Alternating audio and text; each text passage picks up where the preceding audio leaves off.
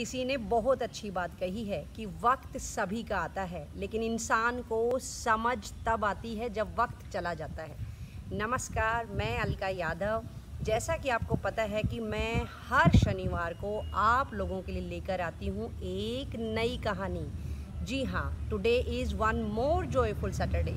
आज एक कहानी और लेकर आई हूँ और मेरे हिसाब से आज की कहानी सुनने के बाद आपकी सोच, आपकी ज़िंदगी पूरी तरह से बदल जाएगी। और आज की कहानी का नाम है काश मुझे पहले पता होता।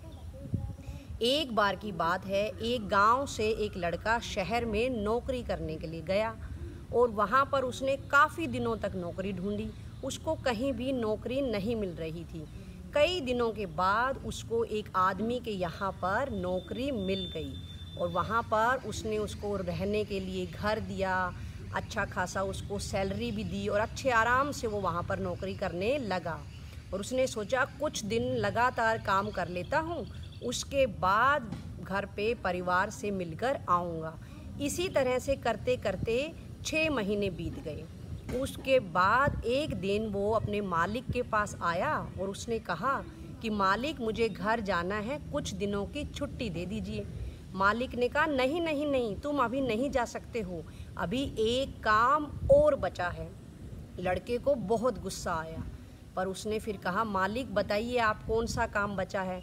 मालिक ने कहा कि एक अच्छा सा सुंदर सा तुम अपनी पसंद का घर खरीद के मुझे दो, घर ढूंढो, इसके लिए मैं तुम्हें 2 महीने का समय देता हूँ। और उस लड़के ने कहा ठीक है मालिक, ये काम तो मैं जल्दी ही कर दूँगा, और क्या मैं उसके बाद घर जा सकता हूँ। मालिक ने कहा ठीक है, पहले घर खरीद के दो, उसके बाद तुम अपने परिवार से मिलने के लिए जा सकते हो। लड़के ने अगले ही दिन से काम करना शुरू कर दिया और उसने बड़ी जल्दी से ही 10 दिनों में अपनी पसंद का एक घर खरीद के मालिक को दे दिया। उसके बाद उसने पूछा मालिक, अब मुझे कुछ दिनों की छुट्टी दे दीजिए। मालिक ने कहा ठीक है, मैं तुम्हें 2 दिन की छुट्टी देता हूँ और 2 दिन के बाद वापस काम पे आ जाना। लड़के ने कहा कि 2 दिन में तो काम नहीं चलेगा, 1 दिन मुझे जाने में लगता है, 1 दिन मुझे आने में लगेगा, और अपने परिवार के साथ मुझे समय भी बिताना है, तो 2 दिन नहीं, आप मुझे ज़्यादा दिन की छुट्टी दीजिएगा।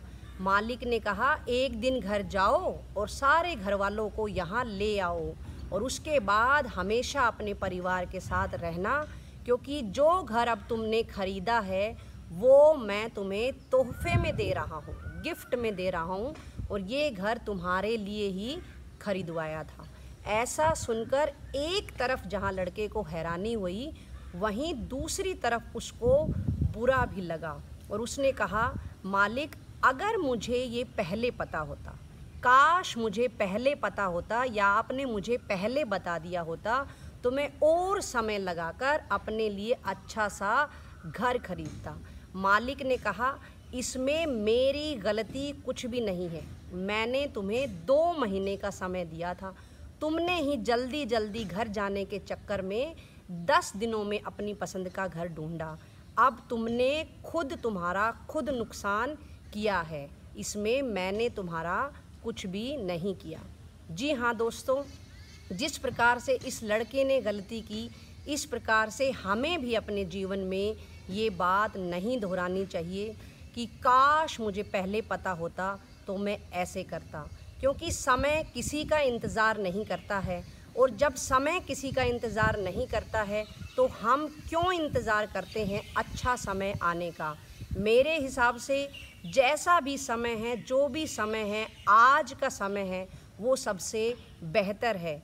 इस कहानी में जो मालिक था वो हमारी ज़िंदगी में समय है, तो हमें समय की कद्र करनी चाहिए, समय का मूल्य समझना चाहिए, ताकि हम उस बच्चे की, उस लड़के की कही हुई बात से बच सकें कि काश मुझे पहले पता होता तो मैं ऐसे करता।